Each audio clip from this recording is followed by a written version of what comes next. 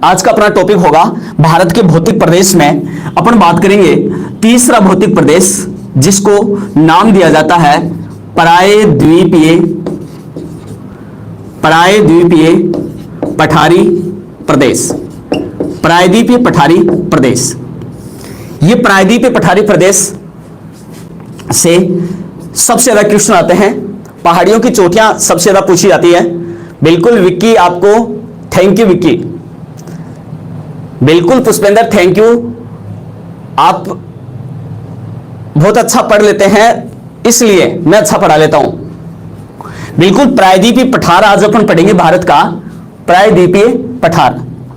और दोस्तों ये है प्रायद्वीपीय पठार। अगर अपन देखें भारत के मानचित्र में, तो भारत के मानचित्र में सबसे उत्तर की अगर बात करें तो सबसे उत्तर में हिमालय है। यह हिमालय पर्वतीय प्रदेश।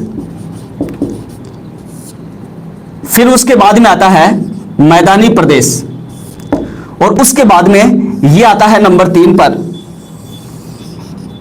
प्रायद्वीपीय पठारी प्रदेश। प्रायद्वीपीय पठारी प्रदेश।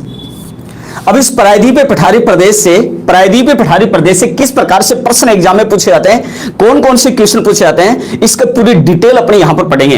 दोस्तों ये जो प्रायद्वीपीय पठारी प्रदेश है, प्रायद्वीपीय पठारी प्रदेश, ये भारत का सबसे बड़ा भौतिक प्रदेश है। भौतिक प्रदेशों की बात करें तो सबसे बड़ा भौतिक प्रदेश है प्रायद्वीपीय पठारी प्रदेश। सबसे बड़ा भौतिक प्रदेश है। दोस्तों इसका क्षेत्रफल अगर इसका देखा जाए तो लगभग इसका क्षेत्रफल है 15 लाख वर्ग किलोमीटर। 15 लाख वर्ग किलोमीटर भाग पर फैला हुआ है प्रायद्वीपीय पठारी प्रदेश। कितना?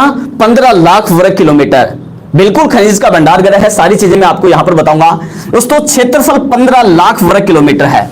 अगर बात की जाए भारत के कुल भौगोलिक क्षेत्रफल के प्रतिशत की, तो दोस्तों यहां पर मैं आपको बता दूं कि यह लगभग भारत के 48% भाग पर फैला हुआ है। संपूर्ण भारत के कुल भौगोलिक क्षेत्रफल के 48% भाग पर फैला हुआ है प्रायद्वीपीय पठारी प्रदेश। और दोस्तों मैं आपको बता दूं कि यह क्वेश्चन पिछली बार दिल्ली मेट्रो में यह प्रश्न पूछा गया कि प्रायद्वीपीय पठारी प्रदेश भारत के कितने प्रतिशत भाग पर फैला हुआ है, तो कितना प्रतिशत होगा? 48% भाग पर यह फैला हुआ है, आधे से थोड़ा सा कम। इसका मतलब यह है कि क्षेत्रफल में यह भारत का सबसे बड़ा भौतिक प्रदेश है। दोस्तों सबसे बड़ा भौतिक प्रदेश है प्रायद्वीपीय पठारी प्रदेश। सबसे बड़ा भौतिक प्रदेश है प्रायद्वीपीय पठारी प्रदेश। हाँ, यहां पर देखेंगे सबसे बड़ा प्रायद्वीपीय पठारी प्रदेश, दूसरे नंबर पर आता है मैदानी प्रदेश, तीसरे नंबर पर आता है हिमालय प्रदेश, और चौथे नंबर पर आता है तटीय प्रदेश, समुद्र का तटवर्ती क्षेत्र। यह क्षेत्रफल में सबसे छोटा है, जबकि सबसे बड़ा है प्रायद्वीपीय पठारी प्रदेश। दोस्तों ये जो प्रायद्वीपीय पठारी प्रदेश है, प्रायद्वीपीय पठारी प्रदेश, इसकी आकृति की अगर मैं बात करूं तो आपको आकृति इसकी दिख ही रही होगी। इसकी आकृति दोस्तों त्रिभुजाकार मानी जाती है। आकृति कैसी होगी? त्रिभुजाकार। आकृति इसकी त्रिभुजाकार आकृति मानी जाती है। बिल्कुल। और दोस्तों ये बनावट की अगर मैं बात करूं तो बनावट की बात की जाए तो दोस्तों ये विश्व का, अरे भारत का ही नहीं, विश्व का सबसे पुराना पठार है। विश्व का सबसे पुराना पठार, विश्व का सबसे पुराना पठार है दोस्तों प्रायद्वीपीय पठार। विश्व का सबसे पुराना पठार है प्रायद्वीपीय पठार। दोस्तों सबसे पुराना पठार है। अगर आप बात करोगे विश्व के सबसे नए पर्वत की, तो संसार का सबसे नया पर्वत है हिमालय, और यह भी अपने भारत में स्थित है। विश्व का सबसे पुराना पठार प्रायद्वीपीय पठार, यह भी अपने भारत में स्थित है। दोस्तों प्रायद्वीपीय पठार विश्व का सबसे पुराना पठार है, जिसका निर्माण की अगर अपन बात करें दोस्तों, इसका निर्माण क्रीटेशियस युग में माना जाता है। इसका निर्माण माना जाता है कौन से युग में? क्रीटेशियस युग में इसका निर्माण माना जाता है। और दोस्तों ये क्रीटेशियस युग जो है लगभग 20 करोड़ साल पुराना है। 20 करोड़ वर्ष पूर्व जो है 20 करोड़ वर्ष पूर्व क्रिटेशियस युग माना जाता है। और 20 करोड़ साल पहले क्रिटेशियस युग में जिस पठार का निर्माण हुआ उस पठार का नाम है प्रायद्वीपीय पठार।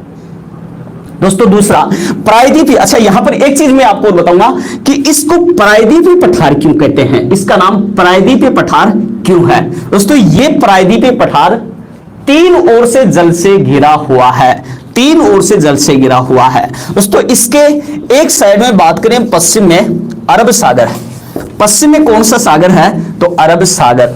इसके दक्षिण में हिंद महासागर, दक्षिण में हिंद महासागर। इसके पूर्व में बंगाल की खाड़ी, पूर्व में है बंगाल की खाड़ी, ये बंगाल की खाड़ी। दोबारा से देखेंगे, पूर्व में बंगाल की खाड़ी, दक्षिण में हिंद महासागर, पश्चिम में अरब सागर। तीन ओर से जल से घिरा हुआ है और वह स्थलाकृति जो तीन ओर से जल से घिरी हुई होती है उसको प्रायद्वीप कहा जाता है। इसलिए दोस्तों इसको नाम दे दिया गया प्रायद्वीपीय पठारी प्रदेश। प्रायद्वीपीय पठारी प्रदेश के नाम से इसको इसलिए जानते हैं कि ये तीन ओर से जल से घिरा हुआ है।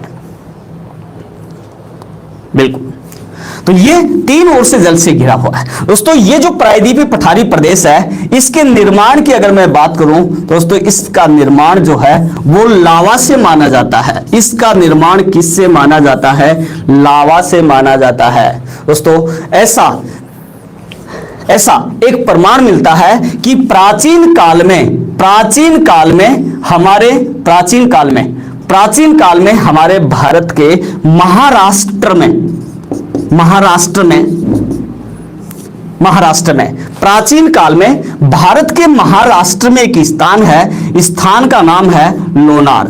इस लोनार नाम के स्थान पर एक बहुत बड़ी ज्वालामुखी निकला करती थी और इस ज्वालामुखी के उद्गार के समय या ज्वालामुखी के उद्गार से निकलता था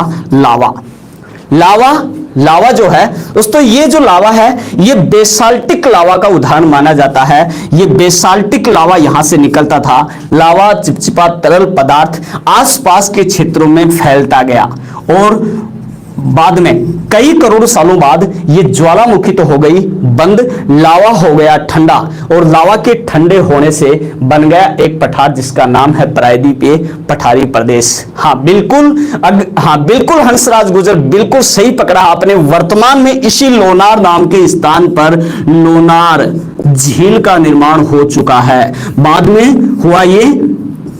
में हुआ ये कि ये ज्वालामुखी क्रिया जो है वो बंद हो गई और इस ज्वालामुखी के उद्गार के स्थान पर वर्तमान में लोनार झील या लोनार करेटर झील का निर्माण हो चुका है। बिल्कुल आर के चौधरी, लोनार झील करेटर झील का उदाहरण है। करेटर झील उस झील को कहा जाता है जो ज्वालामुखी के मुख में पानी भर जाने से जो झील बनती है उसको करेटर झील कहा जाता है और यही कारण है कि लोनार झील करेटर झील का उदाहरण है। क्वेश्चन अगर प्रश्न पूछ लिया जाए प्रायद्वीपीय पठार का निर्माण किससे माना जाता है तो उत्तर होगा आपका लावा से। और लावा से निर्मित होने के कारण दोस्तों इस प्रायद्वीपीय पठार में सबसे ज्यादा जो चट्टानें यहां पर पाई जाती हैं, प्रायद्वीपीय पठार में पाई जाने वाली चट्टानों की अगर अपन बात करें दोस्तों यहां पर सबसे ज्यादा जो चट्टानें पाई जाती हैं उसमें ग्रेनाइट है, बेसाल्टिक है, नीस है और शिस्ट है। ये चट्टानें यहां पर सबसे ज्यादा पाई जाती हैं, ग्रेनाइट, बेसाल्टिक, नीस और शिस्ट। दोस्तों ये सारी की सारी जो चट्टानें हैं ये लावा के ठंडा होने से निर्मित होती हैं और लावा के ठंडा होने से निर्मित होने वाली ग्रेनाइट, बेसाल्टिक और नीस और शिस्ट चट्टानें यहां पर सबसे ज्यादा पाई जाती हैं। एक बात दोबारा से देख लेंगे आप, क्षेत्रफल इसका 15 लाख वर्ग किलोमीटर, प्रतिशत संपूर्ण भारत के 48% भाग पर फैला हुआ है। भारत का सबसे बड़ा भौतिक प्रदेश है, इसकी आकृति त्रिभुजाकार है, विश्व का सबसे पुराना पठार है। इसका निर्माण क्रिटेशियस युग में 20 करोड़ साल पहले माना जाता है। इसका निर्माण लावा से हुआ है। लावा का उद्गार महाराष्ट्र के लोनार नाम के स्थान पर होता था। चट्टानें यहां पर जो है चट्टानें यहां पर अगर चट्टानों की बात करें तो यहां पर पाई जाती हैं ग्रेनाइट, बेसाल्टिक, नीस और शिस्ट चट्टानें यहां पर पाई जाती हैं। ये चट्टानें यहां पर देखने को मिलती हैं। ग्रेनाइट, बेसाल्ट, नीस और शिस्ट। दोस्तों इतना इसका स्क्रीनशॉट आप ले सकते हो। इससे आगे देखते हैं।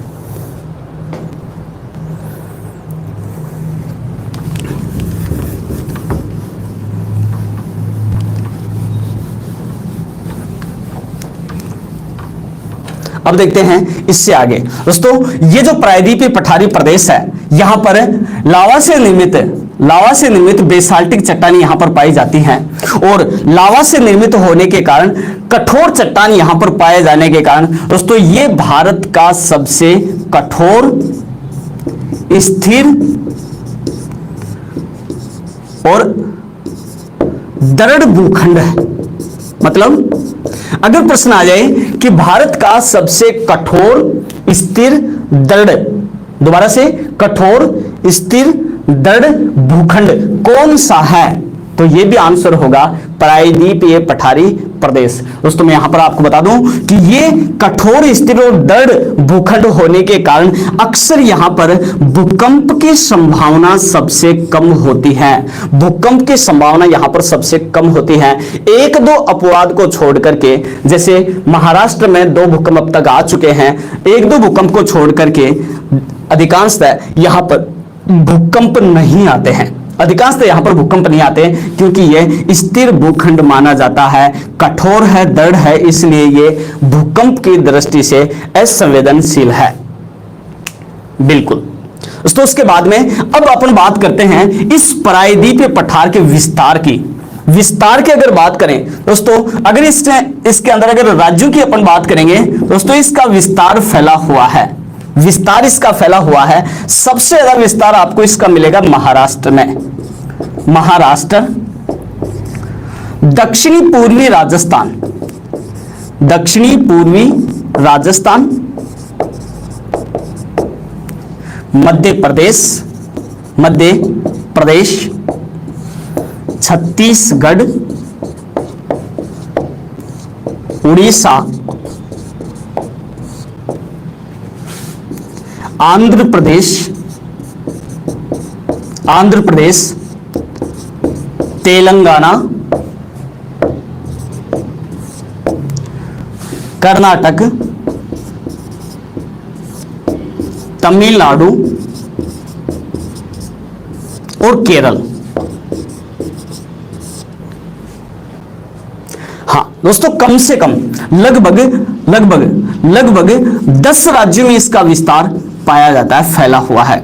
कम से कम 10 राज्यों में इसका विस्तार फैला हुआ है, जिसमें सबसे ज्यादा विस्तार इसका देखने को मिलता है महाराष्ट्र में। महाराष्ट्र में इसका विस्तार सबसे ज्यादा पाया जाता है, फैला हुआ है। उसके बाद में दक्षिण पूर्वी राजस्थान, मध्य प्रदेश, छत्तीसगढ़, उड़ीसा, आंध्र प्रदेश, तेलंगाना, कर्नाटक और तमिलनाडु और केरल राज्यों में इसका विस्तार सबसे ज्यादा देखने को मिलता है। गुजरात में, बिल्कुल गुजरात में, सौरभ गुजरात में नहीं है, गुजरात में तटवर्ती क्षेत्र का विस्तार सबसे ज्यादा है। कुछ हिस्से पर मैदानी प्रदेश है और थोड़े से हिस्से पर इस पठारी प्रदेश का विस्तार भी है, लेकिन गुजरात में थोड़ा सा कम है ये। हाँ, उसके बाद में देखते हैं दोस्तों, इस प्रायद्वीपीय पठार में बहुत सारी पहाड़ियां यहां पर, सबसे ज्यादा पहाड़ियां यहां पर विद्यमान हैं। छोटी छोटी पहाड़ियां यहां पर पाई जाती हैं और छोटी छोटी पहाड़ियां यहां पर पाई जाती हैं। कुछ यहां पर पठार, उप पठार, यानी पठारों में क्षेत्र विशेष के नाम पर पठारों के नाम रखे हुए हैं, तो कुछ उप पठार, पठारी भाग और कुछ पहाड़ियां यहां पर पाई जाती हैं। अपन यहां पर इन सभी छोटी छोटी पहाड़ियों के बारे में चर्चा करते हैं। और सभी छोटी छोटी पहाड़ियों में सबसे पहले इसके उत्तरी पश्चिमी भाग पर सबसे पहले जो पहाड़ी है, उस पहाड़ी का नाम है अरावली। इसके सबसे उत्तर पश्चिम में जो पहाड़ी है, उस पहाड़ी का नाम है अरावली। यह है अरावली।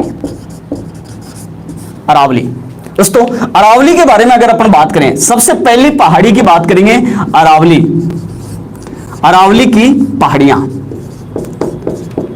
पहाड़ियां। दोस्तों ये अरावली की पहाड़ियां बिल्कुल विश्व की सबसे प्राचीन, विश्व की सबसे प्राचीन पहाड़ियां हैं, विश्व की सबसे प्राचीन पहाड़ियां या विश्व की सबसे प्राचीन पर्वतमाला, तो नाम आ जाता है अरावली।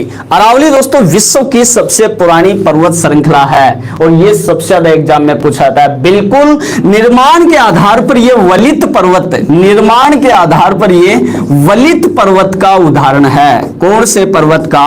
वलित पर्वत का उदाहरण है। लेकिन अवस्था के आधार पर अगर अपन बात करें तो अवस्था के आधार पर वर्तमान में ये अवशिष्ट पर्वत का उदाहरण है। दोस्तों यहां पर देखेंगे आप, वलित का मतलब होता है मोड़दार, वलित का मतलब होता है मोड़दार, जबकि अवशिष्ट का मतलब होता है अवशेष। कटी फटी जो पहाड़ियां होती हैं उसको कहते हैं अवशिष्ट पर्वत। तो दो तरीके से प्रश्न एग्जाम में पूछा जाता है। अपने एक चीज को रट लेते हैं और वो प्रश्न अपना गलत हो जाता है। दोस्तों अगर पूछ लिया जाए निर्माण या रचना के आधार पर अरावली कौन से पर्वत का उदाहरण है, तो दोस्तों याद रखें निर्माण और रचना के आधार पर यह वलित पर्वत का उदाहरण है। जबकि अगर अवस्था के आधार पर पूछा जाए, अवस्था के आधार पर यह अवशिष्ट पर्वत का उदाहरण है। दोस्तों इसके निर्माण काल की अगर मैं बात करूं तो सबको पता होगा इसका निर्माण प्री कैम्ब्रियन युग में हुआ था। कौन सा युग? प्री कैम्ब्रियन युग। इसका निर्माण, अरावली का निर्माण प्री कैम्ब्रियन युग में, और मोनिका मूर ने बिल्कुल सही पकड़ी है बात को। ये 60 करोड़ साल पुराना माना जाता है। कितना साल पुराना? लगभग 60 करोड़ वर्ष पूर्व, बिल्कुल 60 करोड़ साल पुराना माना जाता है प्री कैम्ब्रियन युग। और दोस्तों इसलिए यह विश्व का सबसे पुराना पर्वत है अरावली, विश्व का सबसे पुराना पर्वत है। दोस्तों अगर देखा जाए अरावली के विस्तार की अगर मैं बात करूं तो इसका विस्तार, दोस्तों इसका संपूर्ण विस्तार जो है वो फैला हुआ है पालनपुर। और पालनपुर कहां पर पड़ता है? ये पड़ता है गुजरात में। इसका संपूर्ण विस्तार फैला हुआ है पालनपुर गुजरात से लेकर के राष्ट्रपति भवन,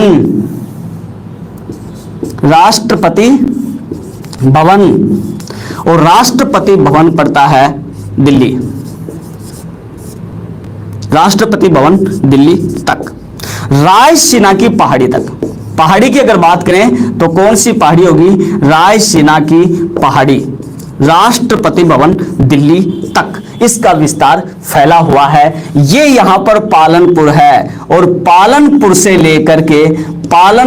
लेकर के दिल्ली तक इसका विस्तार फैला हुआ है। दोस्तों ये जो अरावली की पहाड़ियां हैं 4 राज्यों में, कितने राज्य होंगे? 4 राज्य या केंद्र शासित प्रदेश की मैं बात करूं, 4 राज्य व केंद्र शासित प्रदेशों में फैली हुई हैं।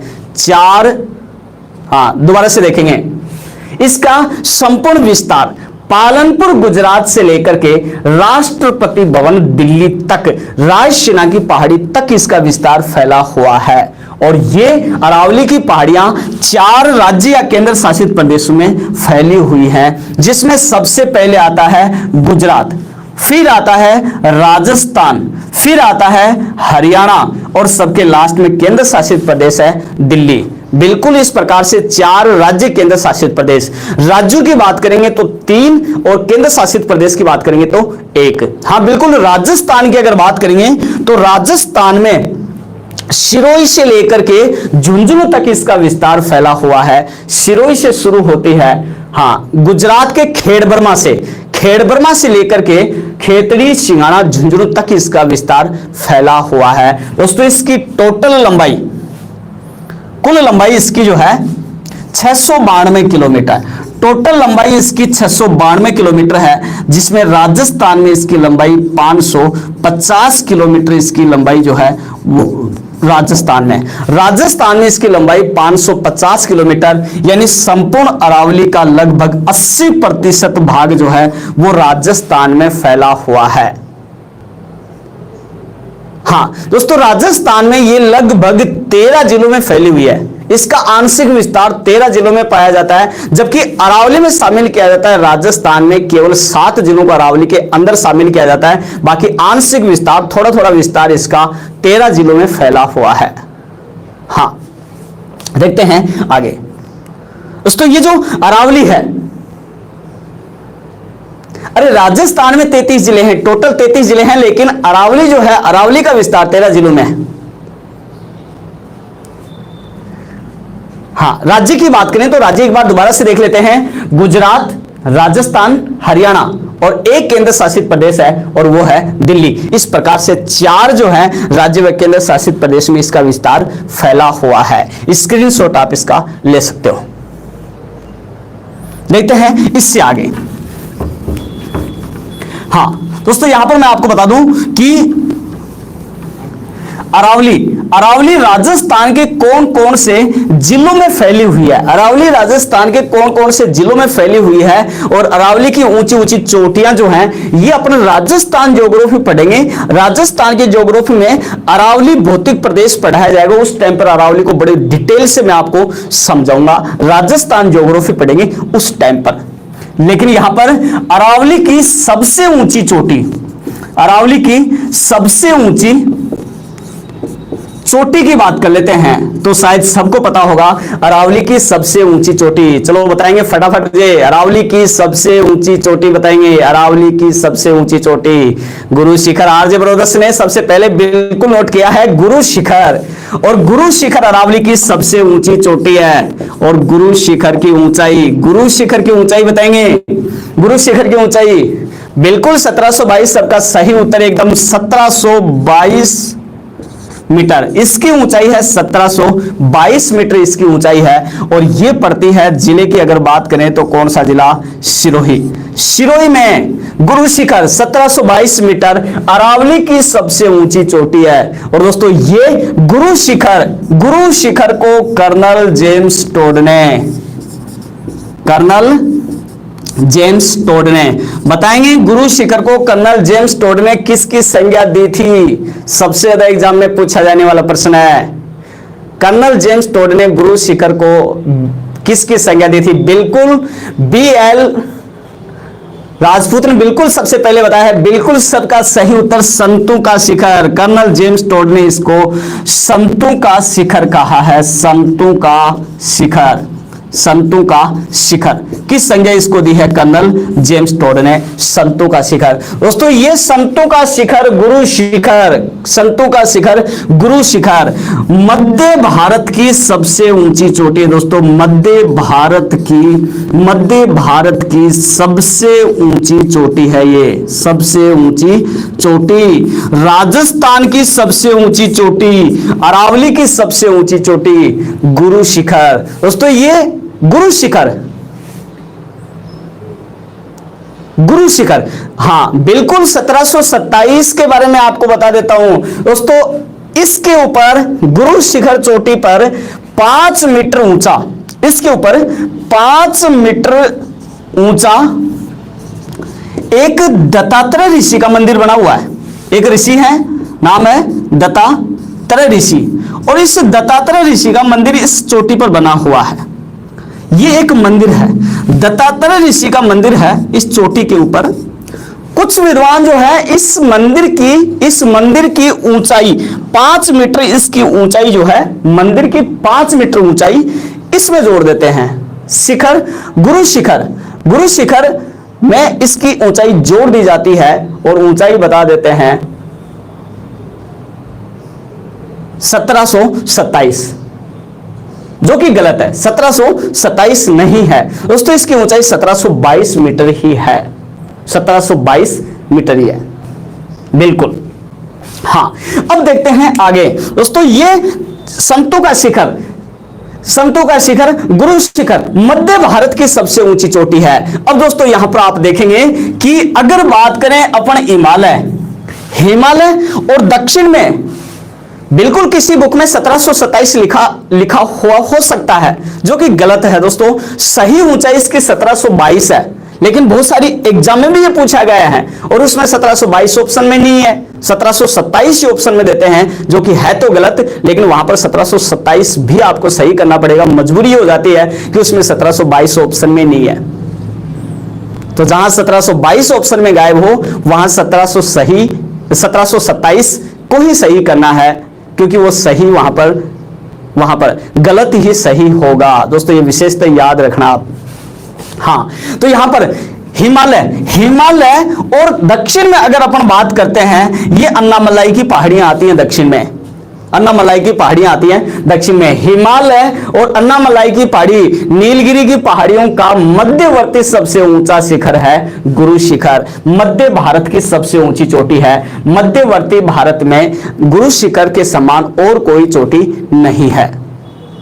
एक बार दोबारा से देख लेंगे आप। उत्तर भारत की सबसे ऊंची चोटी पूछ ली जाए, उत्तर भारत की सबसे ऊंची चोटी पूछ ली जाए दोस्तों, केटू उत्तर भारत की सबसे ऊंची चोटी है। और दक्षिण भारत की सबसे ऊंची चोटी पूछ ली जाए दक्षिण भारत की, तो नाम आ जाएगा अनाईमुड़ी, अनाईमुड़ी।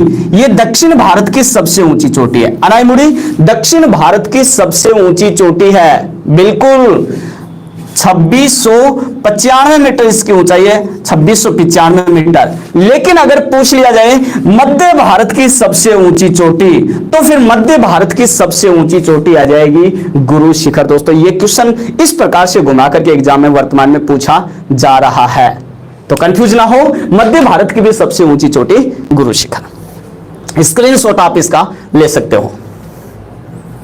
चलते हैं थोड़ा सा आगे दोस्तों। अरावली के बाद में दूसरी प्रायद्वीप पठार की दूसरी जो पर्वत श्रृंखला है, नाम है विंध्याचल पर्वत। दूसरे नंबर पर विंध्याचल पर्वत, विंध्याचल पर्वत, या दोस्तों इसको विंध्याचल पर्वत या इसको विंध्यन श्रेणी भी नाम दिया गया है, विंध्यन श्रेणी, या दोस्तों इसको विंध्यन कगार भी कहते हैं, विंध्यन कगार, विंध्याचल, विंध्याचल पर्वत, विंध्यन कगार, विंध्यन श्रेणी। दोस्तों इसको विंध्याचल पर्वत तो विशेषतः एमपी में कहा जाता है विंध्याचल पर्वत, बाकी विंध्यन श्रेणी के नाम से ही प्रसिद्ध है। बिल्कुल घनश्याम, गुड मॉर्निंग, अब जुड़े हो आप बिल्कुल टाइम से। क्लास 9 बजे स्टार्ट हो जाती है, सभी स्टूडेंट, सभी फ्रेंड्स 9 बजे फिक्स, 9 बजे जुड़ेंगे बिल्कुल। हाँ कजोड़मल नमस्ते। हाँ तो फिक्स 9 बजे क्लास स्टार्ट हो जाती है। अगर आप स्टार्टिंग से टॉपिक को पढ़ोगे ना तो हर चीज बिल्कुल समझ में आएगी। अगर आप बीच में क्लास में जुड़ते हो तो फिर आपको टॉपिक को समझने में थोड़ी सी दिक्कत होती है। तो फिक्स टाइम पर जुड़े मेरे साथ बिल्कुल। विंध्याचल पर्वत दोस्तों, विंध्याचल पर्वत के विस्तार की अगर मैं बात करूं तो दोस्तों इसका विस्तार फैला हुआ है अपने राजस्थान में, चित्तौड़गढ़ से लेकर के, चित्तौड़गढ़ से इसका विस्तार, चित्तौड़गढ़ से लेकर के, चित्तौड़गढ़ कौन से राज्य में, राज्य की अगर बात करें तो राजस्थान, चित्तौड़गढ़ राजस्थान से लेकर के, और दोस्तों इसका विस्तार फैला हुआ है सासाराम बिहार तक। इसका विस्तार फैला हुआ है चित्तौड़गढ़ राजस्थान से लेकर के सासाराम बिहार, बिल्कुल ये सासाराम बिहार तक इसका विस्तार फैला हुआ है। चित्तौड़गढ़ से लेकर के ये इस प्रकार से आ जाता है सासाराम बिहार तक।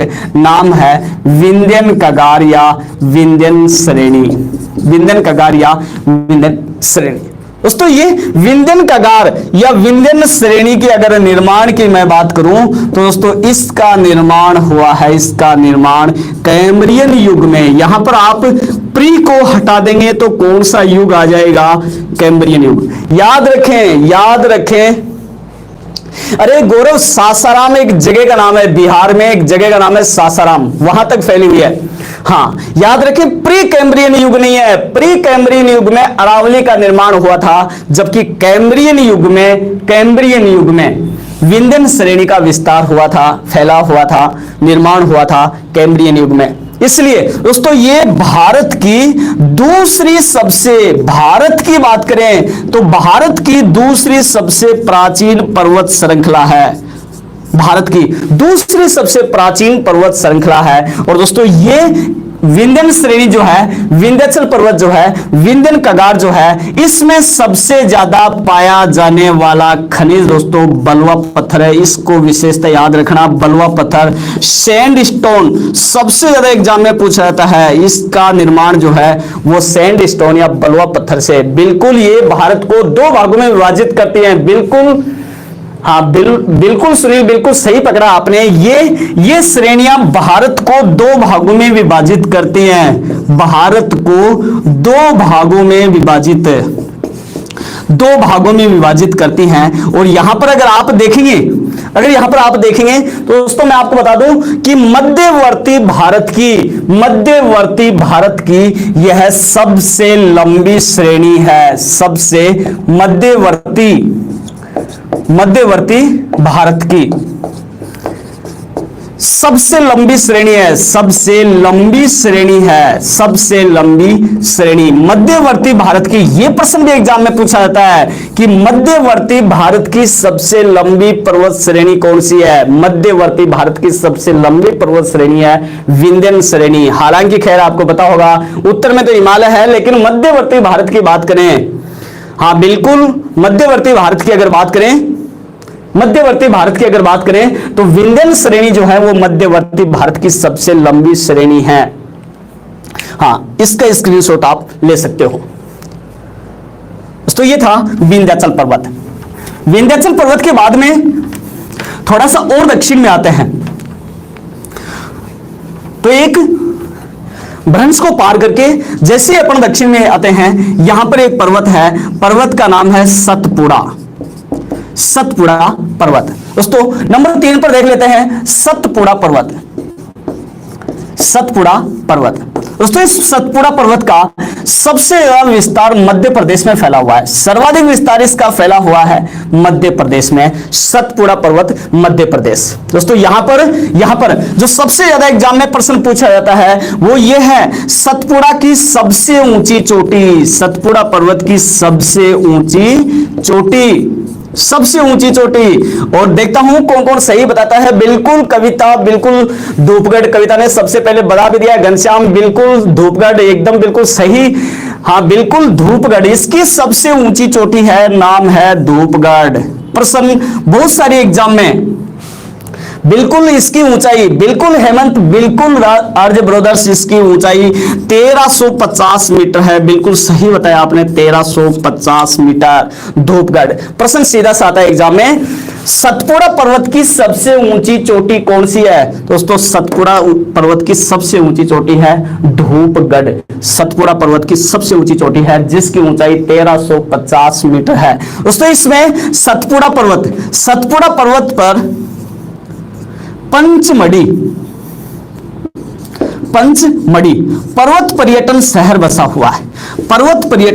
बसा हुआ है पंचमढ़ी। और ये भी कौन से पर्वत पर है, सतपुड़ा पर्वत पर। दोस्तों बिल्कुल अगर बात करें इस पर्वत की, दोस्तों ये भारत का एकमात्र पर्वत है जो ब्लॉक पर्वत का उदाहरण है। कौन सा पर्वत, ब्लॉक पर्वत का उदाहरण है। ये बिल्कुल इंपॉर्टेंट चीज है, बहुत ही इंपॉर्टेंट है।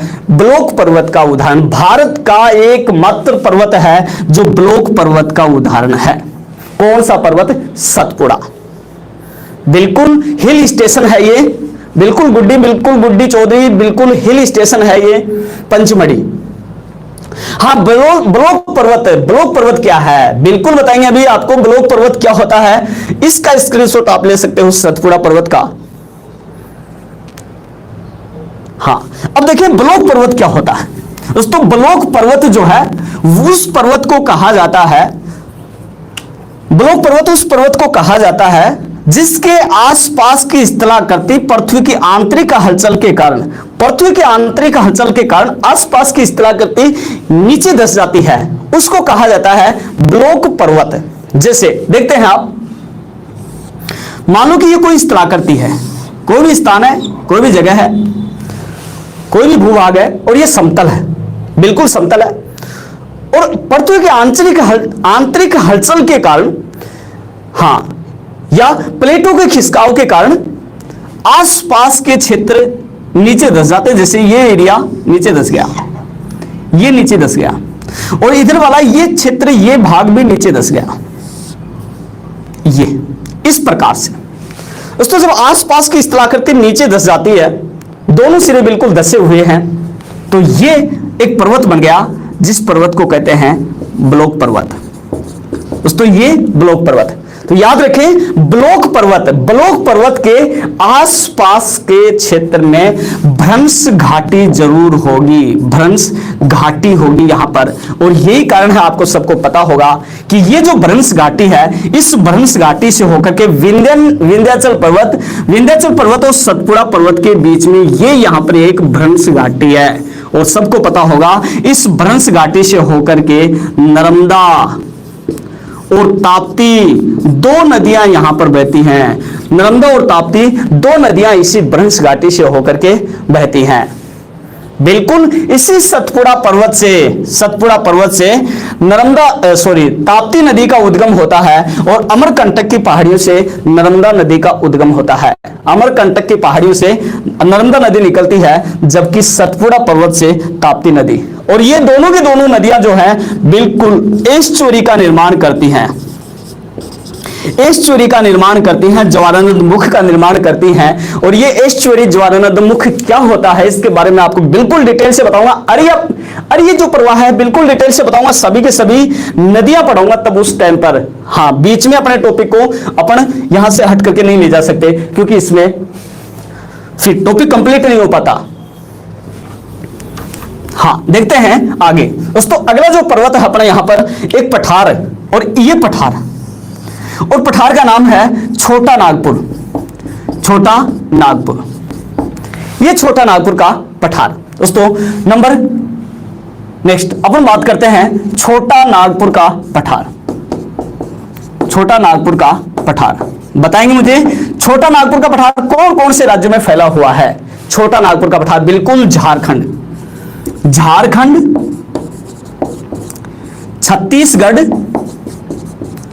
छत्तीसगढ़, उड़ीसा और थोड़ा सा विस्तार इसका दोस्तों पश्चिमी बंगाल में भी है। पश्चिमी बंगाल में भी इसका कुछ विस्तार फैला हुआ है, छोटा नागपुर का पठार। दोस्तों ये जो छोटा नागपुर का पठार है, झारखंड, छत्तीसगढ़, उड़ीसा और पश्चिम बंगाल 4 स्टेटों में इसका विस्तार फैला हुआ है। सबसे ज्यादा विस्तार इसका झारखंड में देखने को मिलता है, सबसे ज्यादा। बिल्कुल दोस्तों ये छोटा नागपुर के पठार की सबसे ऊंची चोटी बताएंगे आप, सबसे ऊंची चोटी। छोटा नागपुर के पठार की सबसे ऊंची चोटी के बारे में बताएंगे पहले मुझे। कौन सी है सबसे ऊंची चोटी? बिल्कुल मोनिका मूर ने बिल्कुल सबसे पहले सही आंसर दिया है, बिल्कुल पारसनाथ 1365 मीटर। बिल्कुल पारसनाथ 1365 मीटर। पारसनाथ ये छोटा नागपुर के पठार की सबसे ऊंची चोटी है और इसकी ऊंचाई है 1365 मीटर।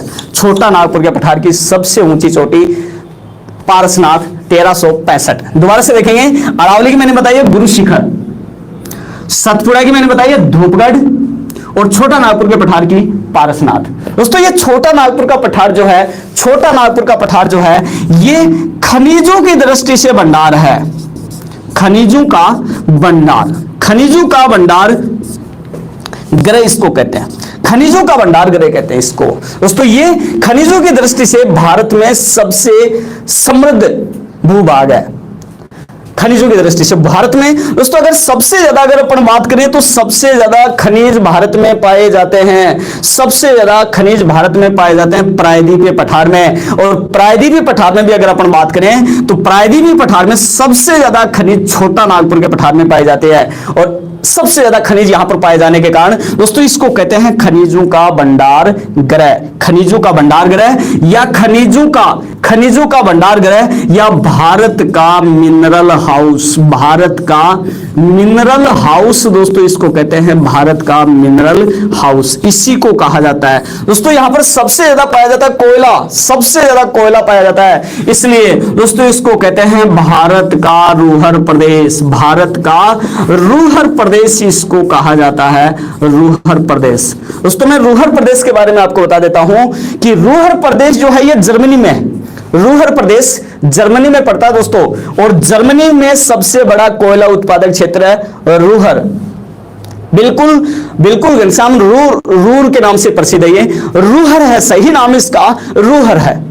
ये जर्मनी में सबसे बड़ा कोयला उत्पादक क्षेत्र है और भारत में सबसे बड़ा कोयला उत्पादक छोटा नागपुर का पठार, इसलिए तुलना कर दी गई। भारत का रूहर प्रदेश कहते हैं छोटा नागपुर का पठार। दोस्तों इसी को कहते हैं भारत का पाट क्षेत्र, भी इसी को कहा जाता है भारत का पाट क्षेत्र। तो एक बार दोबारा से देख लेंगे, भारत का पाट क्षेत्र छोटा नागपुर का पठार, भारत का रूहर प्रदेश, भारत का मिनरल हाउस, भारत का खनिजों का भंडार गृह छोटा नागपुर का पठार, जिसकी सबसे ऊंची चोटी पारसनाथ 1365 मीटर, इसका विस्तार झारखंड, छत्तीसगढ़, उड़ीसा और पश्चिमी बंगाल में फैला हुआ है। बिल्कुल नक्सलवाद की समस्या से ग्रसित है, बिल्कुल मोनिका जी, बिल्कुल नक्सलवाद की समस्या से ग्रसित है ये पूरा का पूरा छोटा नागपुर का पठार।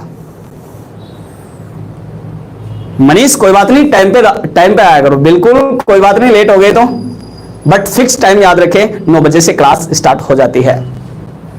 चलो देखते हैं इससे आगे।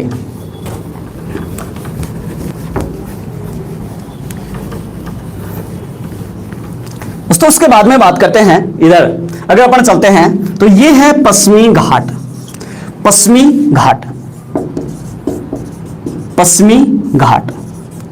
दोस्तों ये जो पश्चिमी घाट है इसको सह्याद्री की पहाड़ी भी कहा जाता है, सह्याद्री की पहाड़ी। और ये प्रश्न कई बार यहां से पूछ लेते हैं कि कौन सी पहाड़ियों को सह्याद्री की पहाड़ी भी कहा जाता है, तो सह्याद्री की पहाड़ी, सह्याद्री की पहाड़ी जो है वो पश्चिमी घाट को कहा जाता है, सह्याद्री की पहाड़ी कहा जाता है पश्चिमी घाट को। और पश्चिमी घाट की सबसे ऊंची चोटी बताएंगे, सबसे ऊंची चोटी, पश्चिमी घाट की सबसे ऊंची चोटी की बात करते हैं तो सभी बताएंगे पश्चिमी घाट की सबसे ऊंची चोटी महाराष्ट्र में नहीं है, पश्चिमी घाट, सह्याद्री की पहाड़ियों का सबसे ज्यादा विस्तार, बिल्कुल सह्याद्री की पहाड़ियों की सबसे ऊंची चोटी है अनाईमुड़ी, अनाईमुड़ी। पश्चिमी घाट की सबसे ऊंची चोटी अनाईमुड़ी, ऊंचाई इसकी 2695 मीटर, 2695 मीटर अनाईमुड़ी। दोस्तों अनाईमुड़ी पश्चिमी घाट की सबसे ऊंची चोटी है और दोस्तों ये पड़ती है केरल में, केरल राज्य में है।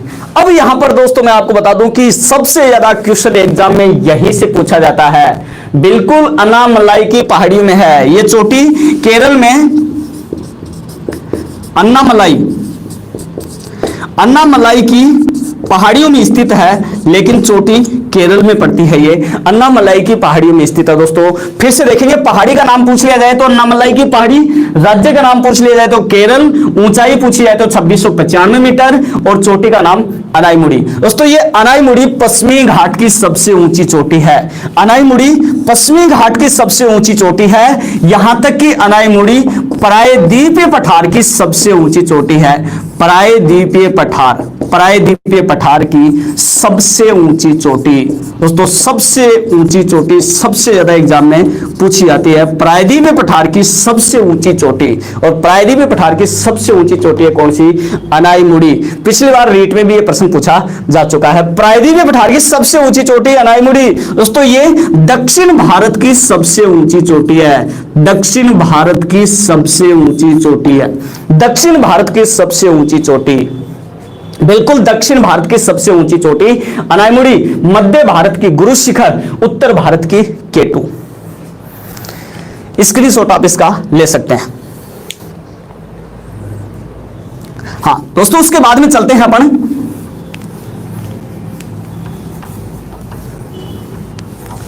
पूर्वी घाट।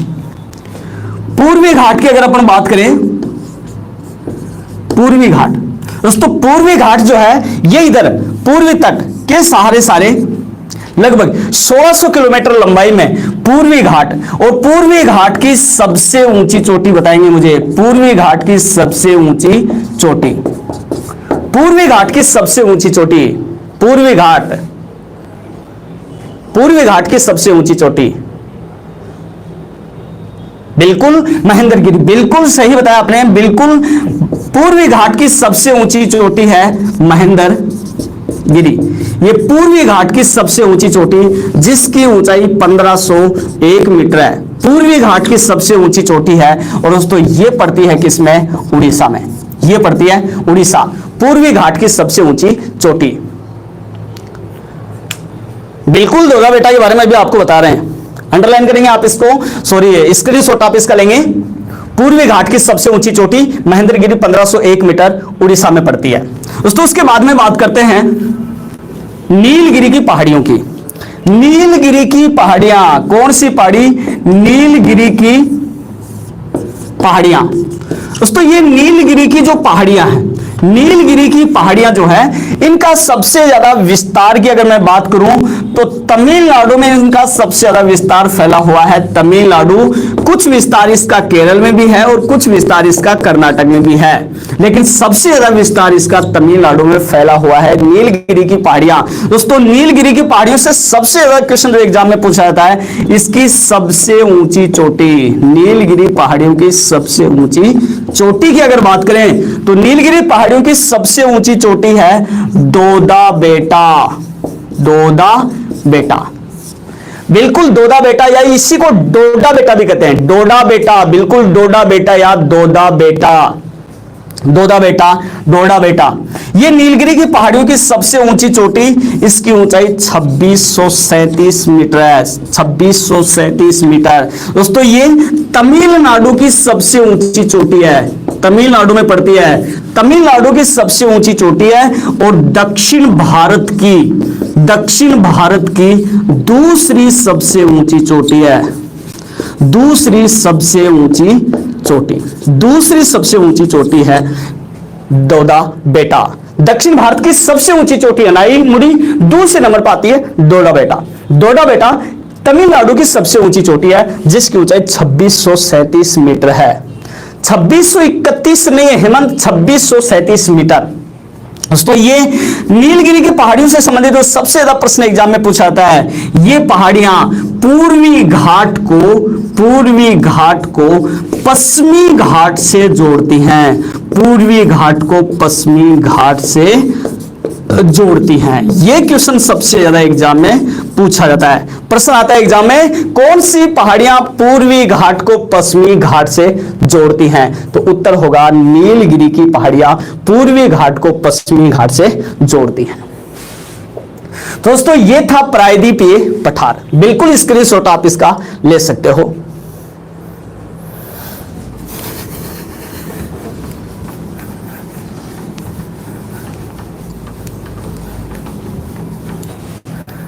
हाँ बिल्कुल अरमाकोंडा, अरे अरमाकोंडा जो है, अरमाकोंडा या जिसका नाम विशाखापट्टनम,